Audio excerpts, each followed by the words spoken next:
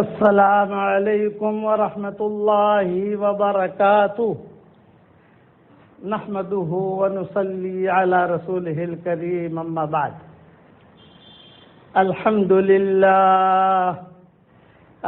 لله نحمده ونستعينه ونستغفره ونؤمن به ونتوكل عليه ونعوذ بالله من شرور أنفسنا ومن سيئات أعمالنا ونعوذ بالله من شرور أنفسنا ومن سيئات أعمالنا من يهده الله فلا مضل له ومن يضلله فلا هادي له ونشهد أن لا إله إلا الله وحده لا شريك له ونشهد أن سيدنا ومولانا محمدا عبده ورسوله صلى الله عليه وعلى آله وأصحابه وبارك وسلم تسليما كثيرا كثيرا أما بعد فأعوذ بالله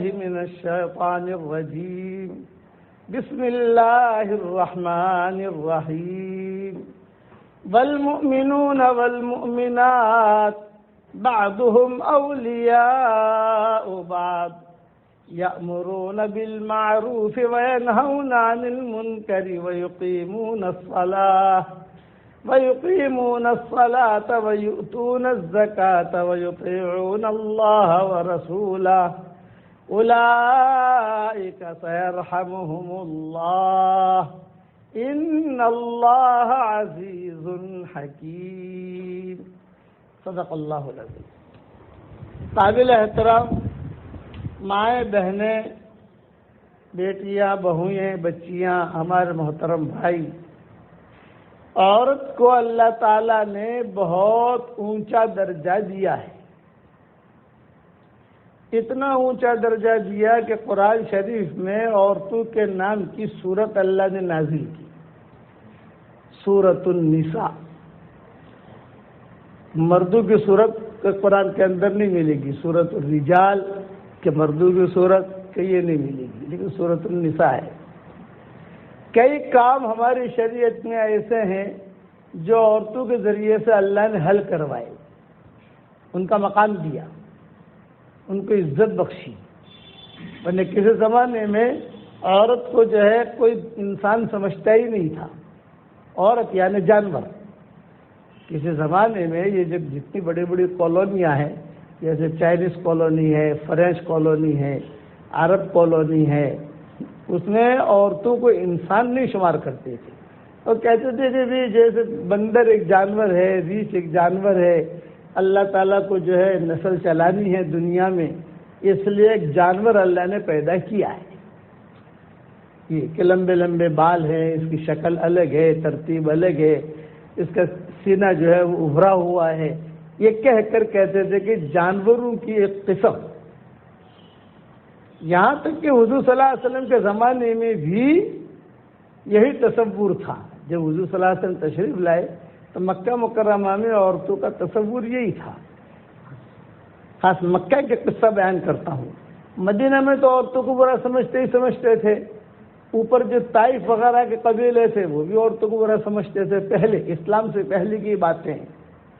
کیونکہ مکہ مکرمہ یہ مرکزی جگہ شروع سے رہی ہے، تو یہاں عورتیں جو ہیں اگر کسی لڑکی نے کسی سے نکاح کر لیا اور وہ لڑکا مر گیا، اب وہ لڑکا مرا ہے وہ تو اس کی مقدر سے مرا، لڑکی کا کیا قصور ہے بھائی؟ لڑکی نے تو مارا نہیں، لیکن ان کے ذہنوں میں آتا تھا کہ ابھی آنا پگ خراب چھے، آنا قدم جیسے نے یہ غلط ہے، یہ خراب لڑکا ہے، اس کی یعنی یہ عورت جو ہے یہ غلط ہے. خلاصہ کلام مر گئے. اب اس کو جو ہے پھر وہ شادی نہیں کرواتے تھے. ایک کمرہ ہوتا تھا، اس کمرے میں بند کر دیتے تھے اس لڑکی کو. وہی پیشاب پاخانہ، وہی کھانا، وہی رہنا. 2 سوراخ ہوتے تھے اس کے. ایک سوراخ میں وہ جو ہے اپنا کھانا وغیرہ رکھ دیتے تھے اور دوسرا سوراخ ایک دو سوراخ رکھ دیتے تھے تاکہ جو ہے تھوڑا ہوا آوے جاوے آتے ایک دم سے مرے نہیں گھٹامن نہیں ہو گئے. یہ ترتیب ہوتی تھی ان کی. حضور صلی اللہ علیہ وسلم اچھا 6 مہینے تک بھی وہ زندہ رہی تو وہ یہ کہتے تھے کہ بھائی آپ تو جبری سے یار مرتی میں تھی. کیا یہ تو جبری ہے کہ مرتی ہی نہیں ہے. تو اس کو نکالتے اور نکال کر جو ہے پورے مکہ میں اس کے بال سے پکڑ کر گھسیٹ کر سب جگہ لے جاتے ہیں. لوگ پتھر مارتے یہ کرتے مذاق کرتے یہاں تک کہ وہ عورت مر جاتی.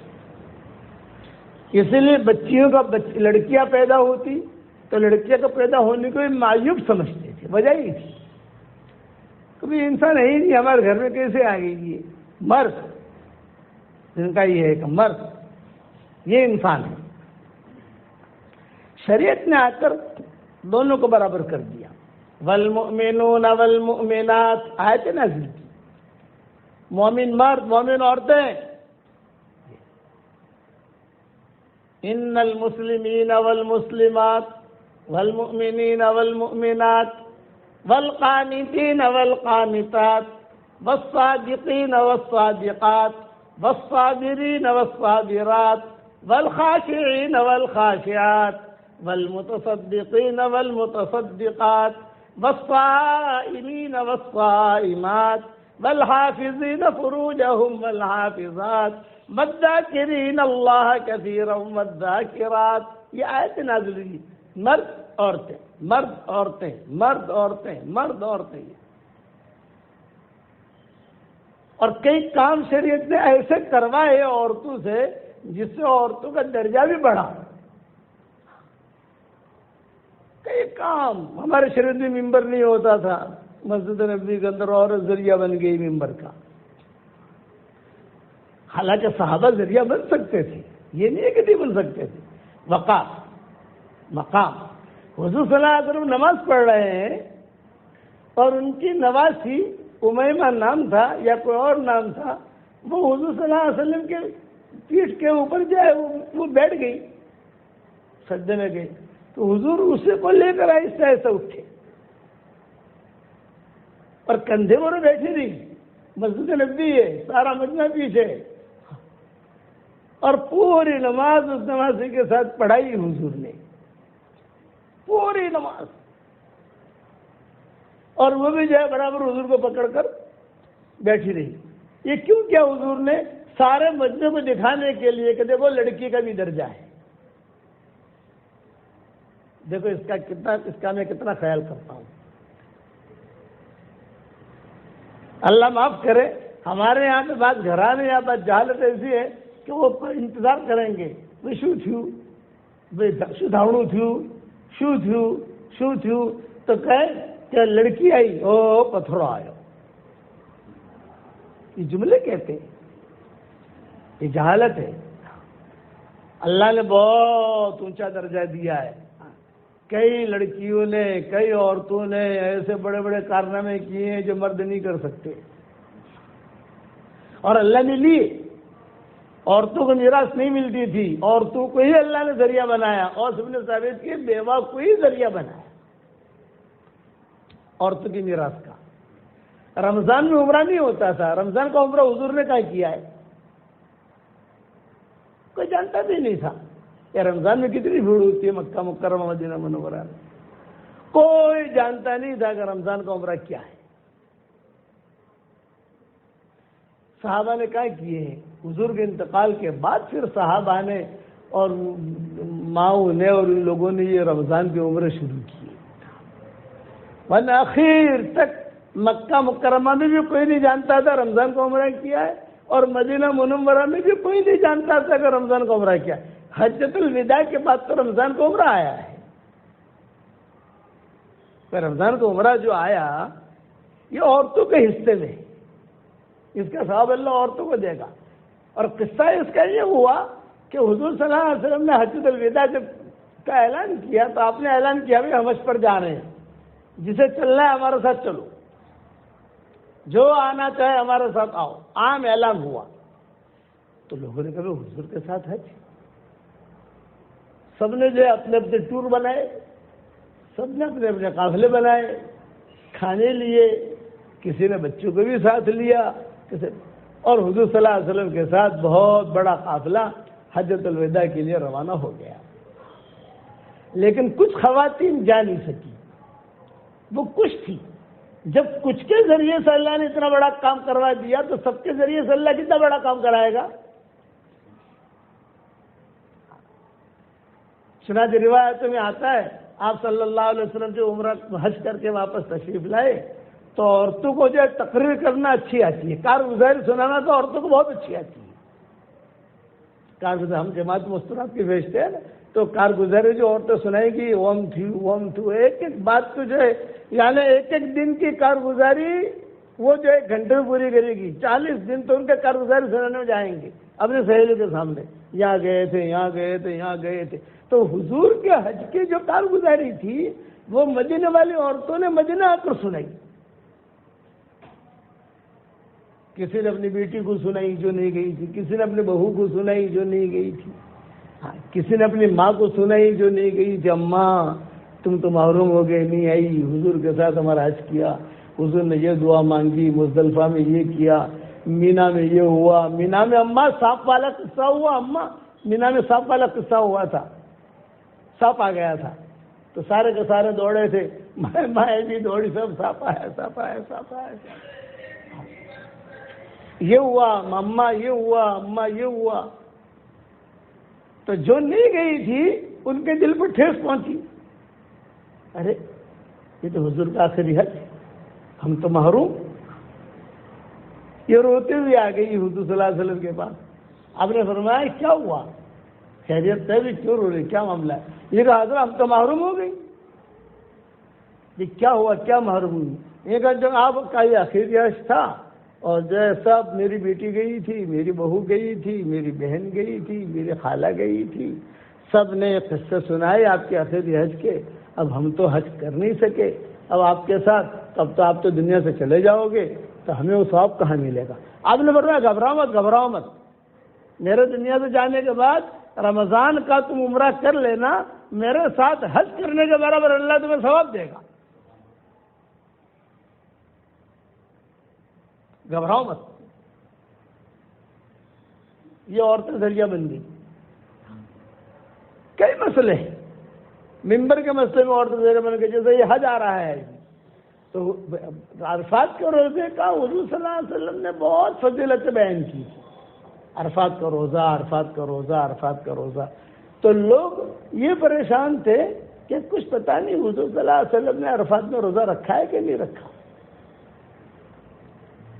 نبی کو پوچھ نہیں سکتے حضرت آپ روزے سے، تو ادب کے خلاف ہے۔ ہر ایک کے سامنے کوئی بات کرنا اس کے شان کے مطابق بات ہوتی ہے۔ سب پریشان، پوچھا لوگوں نے بھی حضور روزے سے بھی کچھ پتہ نہیں، ہمیں کچھ پتہ نہیں۔ ماؤں کو پوچھنے کی کسی کو ہمت تھی اور کسی کو کچھ پتہ نہیں۔ تو ام فضل تھی، ہوشیاری۔ اللہ تعالیٰ نے عورت کے اندر ذاتی صلاحیت رکھی، ذاتی صلاحیت، بچہ بھی جنے گی، کھانا بھی پکائے گی، بچے کو بڑا بھی کرے گی، اس کی تربیت کی فکر بھی کرے گی، اللہ کے احکامات بھی پورا کرے گی، اور شوہر کے نخرے اور چوچلے بھی برداشت کرے گی۔ شوہر کے نخرے کم نہیں ہوتے، بہت چوچلے ہوتے ہیں شوہروں کے، وہ یہ برداشت کرے گی۔ اتنے چوچلے اور اتنا یہ شوہر نہیں کر سکتا۔ ایک پٹھان صاحب تھے، انہیں جو ہے وہ بیوی سے ہمیشہ لڑائی رہتی تھی، وہ کہتے تھے کہ جو تجھ سے شادی ہو، تجھے اگر میں دیکھ لیتا تو تجھ سے شادی نہیں کرتا، تو بیوی کہتی میں بھی دیکھ لیتی لیکن میں بھی شادی نہیں کرتی، لیکن اب پھنس گئے ہیں تو کیا کریں، بچے پیدا ہو گئے، یہ ہو گیا، کیا کریں۔ بیوی وہ بھی پٹھانن تھی، یہ بھی پٹھان تھے۔ پٹھان صاحب کہتے ہیں میں تجھ سے اگر میں تمہیں جو لیتا نا وہ تمہیں شادی نہیں کرتا، تو بیوی کہتے کہ میں بھی دیکھ لیتی نا تو بھی نہیں کرتی، لیکن کیا کریں ماں باپ نے کر دیا، اب چل تو مجھے نبھا میں تجھے نبھاؤں۔ تو ایک مرتبہ پٹھان صاحب کو یہ سوچی، یہ کہا کہ بھی جو ہے نا ایک کام کر، تارو کام ہو کروں چھوڑ، مارو کام تو کر۔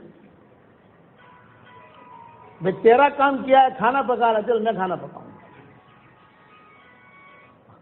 کہ میں کھانا پکاؤں گی، وہ مرد نے کہا میں کھانا پکاؤں گا، اور تمہارا یہ ہے کہ بھی کاروبار باہر جاتے ہو، یہ کرتے ہو، کام کاج کے لیے، عورت نے کہا کہ وہ میں کروں گا، چلو پٹھان صاحب نے کہا کہ ٹھیک ہے۔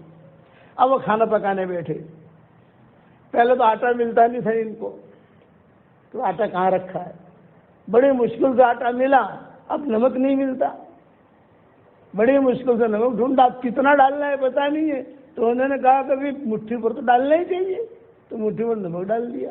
اب وہ پانی نہیں مل رہا ہے، ساری چیزیں جو ہوتی ہے نا، اب وہ جو ہے وہ روٹی بنانے کے لیے اس کو ویلن وغیرہ سب لیا، تو اس نے جو بنانی شروع کی، لیکن کبھی یہاں سے لمبی ہو جاتی ہے روٹی، کبھی یہاں سے ہو جاتی ہے، اور بیوی کہہ رہی ہے کھانا بھیجو، میں بیٹھی ہوں کھانا بھیجو، تو کہہ رہے کہ کھاوت ابھی تیار صحیح نہیں تھی، مجھے کرو مارو کام تمہیں، میرا کام تم کرو۔ شام ہونے تک بھی ایک روٹی بھی نہیں بنی۔ وہ پٹھان صاحب کی رات کو وہ آئی تو اس نے کہا کہ میں کھانا لاؤ، روزانہ تم آ کر کھانا مانگتے ہو نا، اب میں کہتی ہوں کھانا لاؤ، میں تو کما کرائی، یہ کما کرائی ہوں، تو کھانا دو۔ یہ کہا نہ بھائی تارو کام تو کرنا، مارو کام وہ کروں چھو، تو میں نے معاف کرنا ہوتا ہے نا معاف کروں چھو، ہمیں لڑائی نہیں کری۔ وہ خالی شوہر وٹ کرتے ہیں، وٹ، آپ سمجھے نا، کہ عورت کو اللہ نے ذاتی صلاحیت دی ہے، بچہ 9 مہینے تک پیٹ میں رکھے گی، نماز بھی پڑھے گی، قرآن بھی پڑھے گی، روزہ بھی رکھے گی، جو احکامات پورا کرے گی، شوہروں میں نخلے چوتھے دوسرے بچے ہیں ان کو بھی دیکھے گی، ایک بچہ تو ہوتا نہیں ہے، تو ذاتی صلاحیت رکھی ہے، لیکن وہ ابھرتی نہیں ہے کئی وجوہات کی وجہ سے۔ تو یہ ذاتی صلاحیتیں حضور صلی اللہ علیہ وسلم کے زمانے میں وجود میں لائی گئی، ایسے اسباب بنے کہ وہ وجود میں لائے گئے۔ سارا مجمع عرفات کے میدان میں پریشان کہ حضور روزے سے ہے کہ نہیں۔ اب ایک دوسرے کو پوچھ رہے، ابو بکر عمر کو پوچھ رہے، تو عمر کیا کہہ رہے ہیں، عائشہ کو پوچھو، کوئی ہمت نہیں ہے۔ تو ابو بکر کہہ رہے ہیں کہ اچھا تم حفصہ سے پوچھو، عمر کہہ رہے ہیں ابو بکر سے کہ عائشہ سے پوچھو، اور ابو بکر کیا کہہ رہے ہیں، تم حفصہ سے پوچھو، تم اس سے پوچھو، بھئی ہمت نہیں ہے تو میری بیٹی، لیکن ہے ام المومنین، ڈر جائے، ہمت نہیں ہو رہی۔ لیکن وہ اندر سے نکالنا ضروری ہے کہ بھئی روزہ ہے کہ نہیں، روزہ ہے کہ نہیں۔ عرفات کو روزے کی فضیلت حضور صلی اللہ علیہ وسلم نے بہت بیان کی تھی، گناہ معاف ہو جاتے ہیں، یہ ہے وہ ہے، یہ وہ حضور بھی روزے سے ہے کہ نہیں۔ تو ام فضل تھی، حضرت عباس کی اہلیہ، چچی تھی حضور صلی اللہ علیہ وسلم کی۔ اس نے کیا مسئلہ ہے، یہ کہ یہ مسئلہ ہے، فکر مت کرو، ابھی میں حل کر دیتی ہوں۔ یہ تم کیسے حل کرو گی؟ کہ میں کرتی ہوں۔ حضور صلی اللہ علیہ وسلم عرفات کے میدان میں اونٹنی پر تھے، اور آپ نے دعا کرا کہ آپ فارغ ہو گئے، تو یہی ام فضل جو ہے خیمے میں سے دودھ لے کر آئی، سب کے سامنے، سارا مجمع ہے، اور اسی ششپن میں روزہ ہے نہیں ہے، روزہ ہے نہیں ہے، روزہ ہے نہیں، حضور کو دودھ پیش کیا، تو حضور صلی اللہ علیہ وسلم نے دودھ پیا سب کے سامنے، تو سارے مجمع کو پتہ چل گیا کہ ہاں روزے سے نہیں ہے۔ یہ ذہن، اس قسم کے ذہن، حضرت عمر کے زمانے میں ایک لڑکی کا قصہ ہوا مدینہ منورہ۔ حضرت عمر کا زمانہ تو حضور کا زمانہ گزر گیا، ابو بکر کا زمانہ گزر گیا، حضرت عمر کا زمانہ آیا، حضرت عمر کا زمانہ لمبا چلا، اور ان کے آخری عمر میں ایک اور لڑکی کا یا عورت کا مسئلہ آیا کورٹ کے اندر۔ یہ قاضی تھے حضرت عمر اور ابی بن کعب، یہ 2 قاضی تھے ان کے زمانے میں۔ مدینہ بڑھ گیا تھا، مسئلے بڑھ گئے تھے، تو حضرت عمر نے جو ایک تو خود فیصلہ کرتے تھے، اور دوسرا ابی بن کعب سے کہتے تھے کہ تم فیصلہ کرو۔ تو ایک مسئلہ ہے، ایک عورت کا مدینہ کی انصاری خاتون تھی، لمبا مسئلہ سے کیا مسئلہ آیا، تو سارا مدینہ پریشان، کسی کو جواب نہیں۔ آخر میں یہ لوگ رجوع کرتے تھے حضرت عائشہ سے۔ حضرت عائشہ نے کہا یہ مسئلہ مجھے معلوم ہے، میں اس لڑکی کو، اس خاتون کو پہچانتی ہوں، لیکن اس کا کوئی حل میرے نزدیک قرآن حدیث میں نہیں ہے۔ آپ قتل کرو، آپ اس کو رکھو، مدینہ سے در بدر کرو، یہ کرو وہ کرو، وہ آپ کو اختیار ہے، لیکن قرآن حدیث سے کوئی حل ہمیں نہیں معلوم ہوتا، مجھے معلوم نہیں ہوتا۔ حضرت علی بھی آگے آتے تھے کہتے تھے میری رائے یہ، وہ بھی خاموش، حضرت عمر خاموش، دوسرا قاضی عبید نے کہا وہ بھی خاموش، کوئی مسئلہ کا حل نہیں، پورا مدینہ پریشان کہ یار اس لڑکی کے بارے میں قرآن حدیث کے مطابق کرے کیا؟ تو مکہ کی قریشی جو بوڑھیا عورتیں تھیں ان کو پتہ چلا کہ مدینہ والے پریشان ہیں، تو ان قریشی جو بوڑھیا عورتیں تھیں انہوں نے حضرت عمر کو کہلوایا ہمیں مدینہ منورہ شاہی مہمان بناؤ، یعنی اپنے خرچے سے بلاؤ اور شاہی مہمان بناؤ، اس لڑکی کا مسئلہ ہم حل کریں گے۔ تو حضرت عمر نے کہا بھائی کوئی بات نہیں، آ جاؤ۔ انہیں شاہی مہمان بنایا گیا اور پورا مدینہ انتظار میں رہ گئی، عورتیں کیا مسئلہ حل کریں گی؟ پورا مدینہ پریشان تھا، ایک مسئلے میں پورا ملک اگر پریشان ہو یا کوئی مسئلہ ہو تو آدمی کے کان وہی ہوتے ہیں، سو تھئی جیسے کرکٹ کھیل کے وقت میں یہ کون جیتا کون ہارا، کون جیتا کون ہارا، یہ تو مدینہ منورہ میں تو مسئلہ تھا ایک مستقل۔ یہ عورتیں آئیں، حضرت عمر کے یہاں مہمان بنی، امہات المومنین کے یہاں ملنے آئی، اور امہات المومنین کیا اس عورت کو بلایا، ساری امہات المومنین بیٹھی، کتابوں میں لکھا ہے 10 منٹ میں اس لڑکی کا مسئلہ حل کر دیا قرآن حدیث کے مطابق۔ تو حضرت عمر کہتے تھے کہ واہ عمر واہ، بڑی حکومت چلاتا ہے، لیکن قریش کی جو بڑھیا ہے اتنی بھی تیری عقل نہیں ہے۔ یہ حضرت عمر کہتے تھے بڑی حکومت چلاتا ہے، شیطان بھی ڈرتا ہے، جس گلی سے تو گزر جاتا ہے شیطان بھی وہاں نہیں آتا، لیکن وہ بڑھیا سے تو کب ہے۔ حضرت عائشہ کہتی تھی میں تعجب میں پڑھنے لگی کہ یہ بوڑھی منہ میں دانت نہیں، پیٹ میں ہاتھ نہیں، اب سمجھئے کہ منہ میں دانت نہیں، پیٹ میں ہاتھ نہیں، اور اس نے حضرت عائشہ کی ران پر یوں ہاتھ مارا، تجھے پتہ نہیں ہے اس کا حل تو یہ، اس کا حل تو یہ۔ حضرت عائشہ کہتی تھی پھر سے کہو کہ اس کا حل یہ، فلاں آیت دیکھ اتری آسمانوں سے، اس کا حل یہ۔ حضرت عائشہ کہتی تھی کہ میری بھی 14 طبق روشن ہو گئی، امہات المومنین کہتی تھی کہ ہماری بھی 14 طبق روشن ہو گیا۔ ہم نے حضرت عمر کو لکھ کے بھیجا، حضرت عمر نے ایک پیسے کی مخالفت نہیں کی، ڈن کہتا ہے نا، تھپو مارا ہے نا۔ یہ کس سے ہوئے ہیں؟ یہ وجہ یہ صلاحیت کس میں رکھی تھی؟ عورتوں نے۔ حضرت عمر کہتے تھے بڑی حکومتیں کرتا ہے، یہاں تک، یہاں سے یہاں تک۔ حضرت عمر کے زمانے میں تاشقند، سمرقند، بخارا تک اسلام پہنچ چکا تھا، اور ہمارے یہاں ہندوستان میں بھی اسلام آ چکا تھا، کیرلا میں آ گیا تھا، یہاں تھانہ میں آ گیا تھا، بھڑوچ میں آ گیا تھا، قافلہ ملبار میں آ گیا تھا، قافلے آ گئے تھے، اتنا پھیلا تھا۔ لیکن ایک عورت جس کے منہ میں دانت نہیں، اس کے پیٹ میں ہاتھ نہیں، اور وہ عورت نے مسئلہ حل کیا جو تو نہیں کر سکا، تو کیا سب نہیں کر سکے۔ بڑے بڑے موجود تھے، عبداللہ بن مسعود جیسا آدمی موجود تھا۔ عبداللہ بن مسعود کا انتقال تو دور عثمانی میں ہوا ہے، حضرت عثمان کے زمانے میں ان کا انتقال ہوا عبداللہ بن مسعود کا۔ ساری مائیں موجود تھی، حضرت عمر کے زمانے میں تقریباً ساری مائیں موجود تھی، بعد میں ایک ایک کر کے جو دنیا سے رخصت ہوتی گئی، اخیر میں ام سلمہ گئی ہیں دنیا سے، اخیر میں حضرت عائشہ ام سلمہ اخیر میں ان کا انتقال ہوا ہے، باقی ماؤں کا جو ہے وہ ایک ایک کر کے دنیا سے رخصت ہوتی گئی۔ تو یہ نہ سمجھے کہ ہم تو خالی کھانا پکانے کے لیے نہیں، یہ مائیں بہنیں ہماری پالک پور کو جو جمع ہوئی ہیں، یہ نہ سمجھے کہ ہم تو خالی بچے جننے کے لیے نہیں، آپ انسان ہیں، آپ مسلمان ہیں، آپ کو اللہ نے ایک درجہ دیا ہے، بس شرط یہ ہے کہ آپ اپنا مقام سمجھیں، بچوں کی صحیح تربیت کریں۔ کسی زمانے میں مائیں جو ہوتی تھی اپنے بچوں کی تربیت کرتی تھی، یہ نور الدین زنگی جو تھے، نور الدین زنگی، ان کی تربیت کس نے کی تھی؟ ان کی ماں نے کی تھی، جنہوں نے پہلے بیت المقدس فتح کیا۔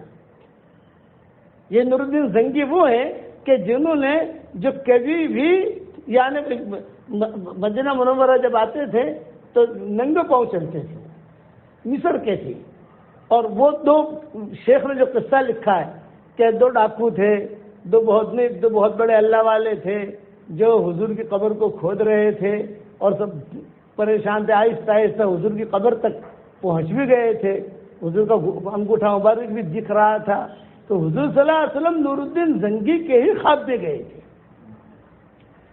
کہ نور الدین مجھے بچا، دیکھ یہ لوگ ہیں۔ اور وہ جو درویش تھے وہ بھی ننگے پاؤں پھرتے تھے، خالی مدینہ میں ننگے پاؤں پھرنا وہ بزرگ کی علامت نہیں ہوتی، وہ تھے بڑے ڈاکو اور وہ بھی ننگے پاؤں پھرتے تھے۔ آج بھی سمجھتا ہے مدینہ میں ننگے پاؤں پھر رہا ہوں بڑا بڑا بن گیا، یہ بات نہیں ہے، وہ دونوں پہ ننگے پاؤں پھرتے تھے۔ یہ نور الدین زنگی، ان کی ماں نے ان کی تربیت کی تھی، صلاح الدین ایوبی کی ماں نے ان کی تربیت کی تھی۔ تو نور الدین زنگی کی ماں نے کہا تھا اپنے بیٹے نور الدین زنگی سے کہ بیٹا میں نے تجھے جنا ہے، میری چھاتیوں سے دودھ پیا ہے، تو اس کا حق ادا کرے گا کہ نہیں کرے گا؟ اماں کروں گا، کیا تم کیا چاہتی ہو؟ بیت المقدس فتح کر، بیت المقدس فتح کر۔ بادشاہ تھا، اس نے 14 یہودی بادشاہ جیل میں ڈالے تھے۔ 14 یہودی بادشاہ جیل میں ڈالنا معمولی نہیں ہے، ایک یہودی بادشاہ بھی جیل میں ڈالو تو مسئلہ ہے۔ 14 نور الدین زنگی نے، اور اس نے قسم کھائی تھی کہ میں انشاءاللہ ماں تو دیکھے گی کہ میں نے بیت المقدس فتح کیا، کام شروع کیا۔ صلاح الدین ایوبی نور الدین زنگی کے خاص شاگرد تھے، ان کے تربیت میں رہتے تھے صلاح الدین ایوبی۔ ان کی والدہ بھی ایسی تھی کہ بیٹا یہ کام کر، بیت المقدس فتح کر، بیت المقدس فتح کر۔ اتفاق سے سفر پر جا رہے تھے اور ایک فقیر ملا، اللہ والے تھے، انہوں نے کہا کہاں جا رہے ہو؟ بیت المقدس فتح کرنا ہے۔ تو اس نے کہا کاغذ قلم لو، یہ بیت المقدس فلاں سن میں فتح ہوگا، رجب کا آخری جمعہ ہوگا، جو لکھا تھا جاؤ لکھتے جاؤ، فلاں سن میں فتح ہوگا، رجب کا آخری جمعہ ہوگا، اور رجب کا آخری جمعہ اس میں فتح ہوگا، اور جب جمعہ کے دن فتح ہوگا تم جمعہ کی نماز نہیں پڑھ سکو گے، تو جمعہ کی نماز پڑھو گے اگلے جمعہ کو، وہ جمعہ کی نماز وہاں نہیں ہوگی، اور نور الدین زنگی کے ہاتھ پر فتح نہیں ہوگا۔ لکھو اسے، لکھوایا، اب وہ تو چلا گیا۔ یہ بڑے پریشان، کون تھا؟ علامہ ابن کثیر ابن تیمیہ کے شاگرد تھے۔ تو علامہ ابن کثیر نے اپنے استاد ابن تیمیہ سے پوچھا حضرت ایسا بھی ہوتا ہے؟ وہ فتح بھی جیسا لکھوایا ویسا ہی ہوا، وہی سن میں فتح ہوا، رجب کے آخری جمعہ میں فتح ہوا، اور جمعہ کی نماز نہیں پڑھی گئی، جتنے بج کر جتنے منٹ پر کہا تھا اتنے پر فتح ہوا، اور نور الدین زنگی نے فتح نہیں کیا، اور یہ صلاح الدین ایوبی کے ذریعے سے فتح ہوا۔ تو کیا ایسا بھی ہوتا ہے ہماری شریعت میں؟ یہ ابن کثیر نے پوچھا ابن تیمیہ سے، ابن تیمیہ نے کیا کہا اس کو؟ خاموش رہو، بعض اللہ کے بندے ہوتے ہیں خرج من لسانہ فجأۃ وصار فجأۃ، اللہ کے کچھ بندے زمین پر ایسے ہیں ان کی زبان سے نکلا اچانک اور اللہ نے ویسا کر دیا، چونکہ جیسا کہا تھا ویسا ہی ہوا۔ اور ابن تیمیہ ابن کثیر وغیرہ سب نے دیکھا کہ جیسا لکھا تھا ویسا ہی ہوا، ان سب بزرگوں نے دیکھا، اس لیے کہ ساری دنیا میں بات پھیل گئی کہ یہ پیشن کوئی ہے۔ تو ابن تیمیہ نے جواب دیا، بڑے آدمی تھے ابن تیمیہ، انہوں نے کہا اس کو ابن کثیر خاموش رہو، یہ اللہ کا بندہ تھا، کچھ ہوتے ہیں خرج من لسانی فجأۃ وصار فجأۃ، اچانک ہو گیا۔ تو نور الدین زنگی نے سارے اطباء کو جمع کیا، اطباء کو جمع کر کے نور الدین زنگی نے کہا مجھے ایسا خمیرے کھلاؤ کہ میری عمر تھوڑی لمبی ہو جائے، تو انہوں نے خمیرے کھلائے، تو یہ جو ہے ہرن کی طرح دوڑتا تھا نور الدین زنگی، اور اسے یقین ہو گیا تھا کہ اب میں بیت المقدس فتح کروں، اور ماں جو دعا کر رہی تھی، یہ مائیں تھی، آج کی طرح مائیں نہیں کہ سب پائلٹ بنانے کا شوق ہے، ڈاکٹر بنانے کا شوق ہے، یہ شوق ہے نا، وہ مائیں اندر والی مائیں تھی۔ خدا کا کرنا ایسا ہوا کہ وہ خمیر بہت کھائے تو عورت کی خواہش ہوئی، خواہش بڑی، شادیاں کروں، تو کسی اللہ والے نے کہا کہ عورتوں کے رانوں کے چکر میں رہا تو بیت المقدس چلا جائے گا، یہ چکر مت کر، شادیاں مت کر، بس جو تیری دھن ہے وہ کر، شادیاں کرے گا تو اسی چکر میں رہے گا، ایک شادی کروں دوسری کروں تیسری کروں چوتھی کروں، ایسا چلتا ہی رہے گا۔ تو کسی اللہ والے نے کہا کہ تو جو دھن لے کر چلا ہے وہ چل، ماں نے منع کیا بیٹا شادی نہیں کرنی، جو ہے وہ ہے، بیت المقدس ہوتے کر، چلتے گئے، شادیاں نہیں کی، لیکن کرنا ایسا ہوا کہ ان کا پاخانہ بند ہو گیا خمیرہ کھانے کی وجہ سے، اس میں ان کا انتقال ہوا نور الدین زنگی کا۔ صلاح الدین ایوبی قریب میں تھے، یہ کہا بھی میں تو بیت المقدس فتح نہیں کر سکا، یہ کہا حضرت فکر نہ کرے میں کروں گا، یہ ذریعہ بنا میں کروں گا۔ چنانچہ ان کو دفن کیا نور الدین زنگی کو، اور صلاح الدین ایوبی نے پھر یہ کام چلایا۔ حضور صلی اللہ علیہ وسلم خواب میں آئے، یہ کہا کہ تم جو ہے سمندر کے ذریعے سے داخل ہو بیت المقدس میں، یہ زمین سے مت جاؤ، زمین سے ان کی بڑی فوجیں ہیں، وہ تمہیں جانے نہیں دیں گے، سمندری راستے سے جاؤ۔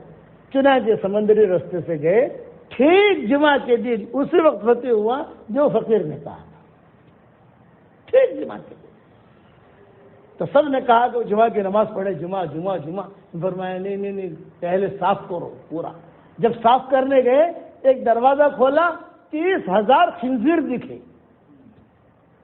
30,000 خنزیر بندے ہوئے، ادھر ادھر ادھر ادھر، سب کو جو ہے مارا، روانہ کیا، بھگایا، یہ کیا وہ کیا، کرتے کرتے ظہر کی نماز بھی بالکل آخری وقت میں پڑی، آخری وقت میں۔ پھر پورا ہفتہ صفائی میں لگا، پھر دوسرا جمعہ انہوں نے پڑھا۔ اس پر علامہ ابن تیمیہ کہتے تھے خرج من لسانی فجتن وصار فجتن، یہ مائیں تھی۔ اب میں کتنے قصے بیان کروں، 5 تو بجنے آئے۔ میں اسی لیے کہتا ہوں کہ مائیں بنو اور بچوں کو دینی تربیت کرو۔ میرے والد صاحب رحمۃ اللہ علیہ کی جو والدہ محترمہ تھی، میرے والد کو کہتی تھی کہ بیٹا عمر مجھے قرآن سنا، آج جو ہے تیری اندھی ماں اندھیری کوٹری میں تیرا قرآن سن رہی ہے، ایک زمانہ آئے گا کہ لاکھوں آدمی تیرا قرآن سنیں گے۔ وہ دیکھا انہوں نے، اور اللہ کا شکر، اللہ کا کرم ہے کہ جو ہے یہ ماشاء اللہ ساری دنیا میں قرآن کو سنا گیا۔ اللہ نے پالم پور کے نام میں بھی برکت رکھی ہے۔ جب یہ دعوت کا کام عروج پر تھا، عربی جماعتیں جب گزرتی تھی یہاں سے تو کہتے تھے کہ ہم جو ہے پالم پور اسٹیشن سے گزر رہے ہیں، جانا ہے احمد آباد، جانا ہے سدھپور، جانا ہے مہسانہ، لیکن پالم پور سے گزرتے تھے تو انتظار میں رہتے تھے عرب لوگ۔ ٹرین رکتی تو فوراً جو ہے وہ نیچے اترتے اور پالم پور کے اسٹیشن کو بوسہ دیتے، اور بوسہ دے کر پھر ٹرین میں آ کر بیٹھتے۔ بولے پالم پور وہ چھاتی ہے، اس کے چھاتی سے ہم نے دودھ پیا ہے، ہمیں دودھ ملا ہے۔ اور ایک نے تو کہا کہ مولوی صاحب میں جو ہے نا بڑا باپو تھا، بہت بڑا باپو۔ میں نے کہا بھائی لوگوں کو اللہ شفا دیتا ہے تو تعویذ میں کیا لکھتا ہے؟ بولے مولانا کچھ لکھتا نہیں ہو، لا تعویذ لانا بھائی۔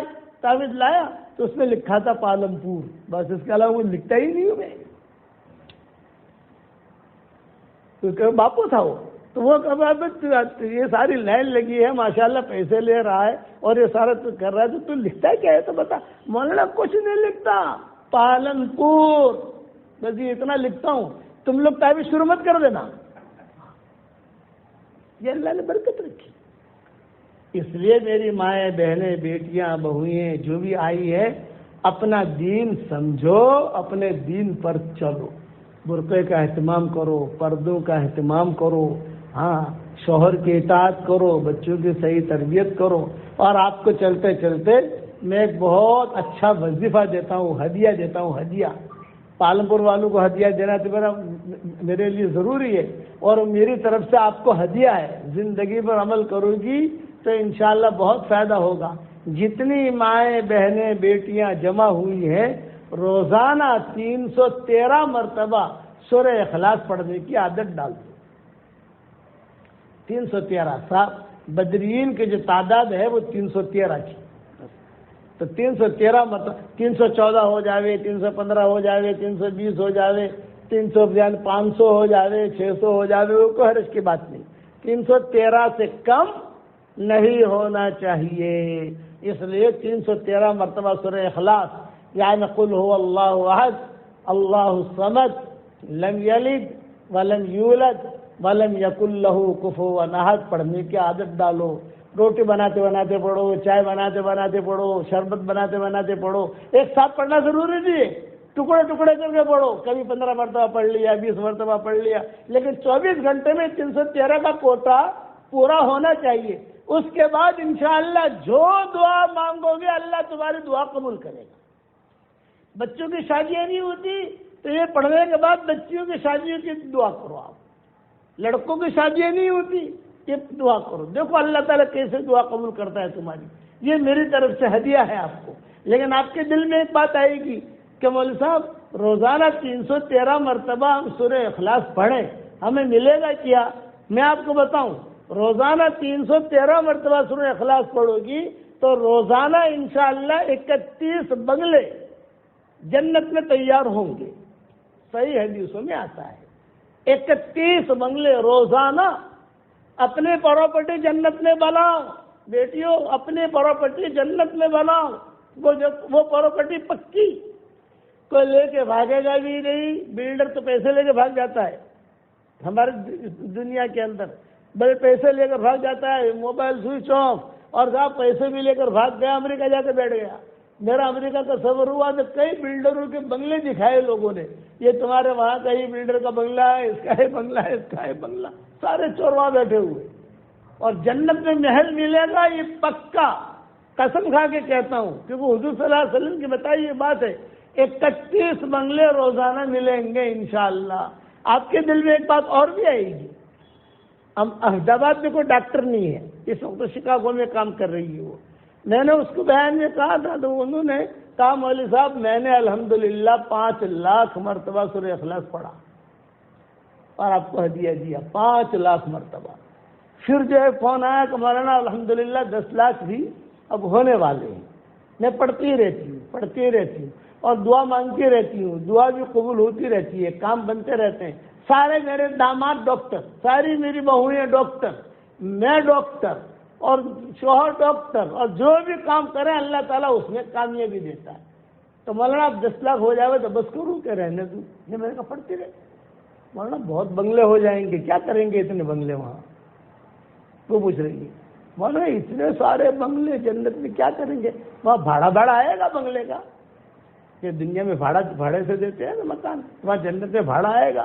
میں نے کہا جنت میں کوئی فقیر نہیں جائے گا، سب بادشاہ ہی جائیں گے، وہاں بھاڑے کا مسئلہ نہیں ہے. تو اتنے سارے بنگلے کریں گے کیا؟ میں نے کہا بیٹا تم فکر مت کرو، جب ہم انشاءاللہ جنت میں جائیں گے وہاں بیٹھ کر انشاءاللہ مشورہ کر لیں گے کہ ہمیں کیا کرنا ہے. اس لیے آپ بھی مائیں بہنیں بھی جو ہیں یہ بنگلے بناتے جاؤ اور اللہ تعالیٰ دے گا. اور یاد رکھنا یہ میرا خاص وظیفہ ہے. اس کے بعد کئی لڑکیوں کی شادیاں ہو گئی، کئی جن کے مکانات نہیں تھے اللہ نے مکان دے دیا. میرے والد صاحب رحمۃ اللہ علیہ فرماتے تھے جو اللہ جنت میں بنگلہ دے سکتا ہے وہ اللہ دنیا میں بھی دے سکتا ہے. ابا کہتے ہیں کہ جو اللہ جنت میں دے سکتا ہے تو جنت تو دنیا سے زیادہ قیمتی ہے. جو وہاں دے سکتا ہے تو یہاں نہیں دے سکتا، وہ تو یہاں بھی دے گا. تو ابا کہتے تھے بیٹا بنائے جا بنائے جا بنائے جا بنائے جا بنائے جا، تو اللہ یہاں بھی دے گا. اور اللہ کا شکر ہے کہ اللہ نے مجھے یہاں بھی دے دیا، وہاں تو ہے ہی پکا، یہاں بھی دے دیا. جتنے لوگ میری تشکیل پر پڑھیں گے تو مجھے اس کا ثواب ملے گا. یہ میری طرف سے آپ لوگوں کو ہدیہ ہے. دوسری بات، گھروں میں تعلیم شروع کر دو. شوہر کو بٹھاؤ، بھائی کو بٹھاؤ، بیٹے کو بٹھاؤ، بیٹی کو بٹھاؤ. اللہ رسول کے بعد واٹس ایپ کا سبق چل رہا ہے الحمدللہ، سب جگہ پہنچ جاتا ہوگا.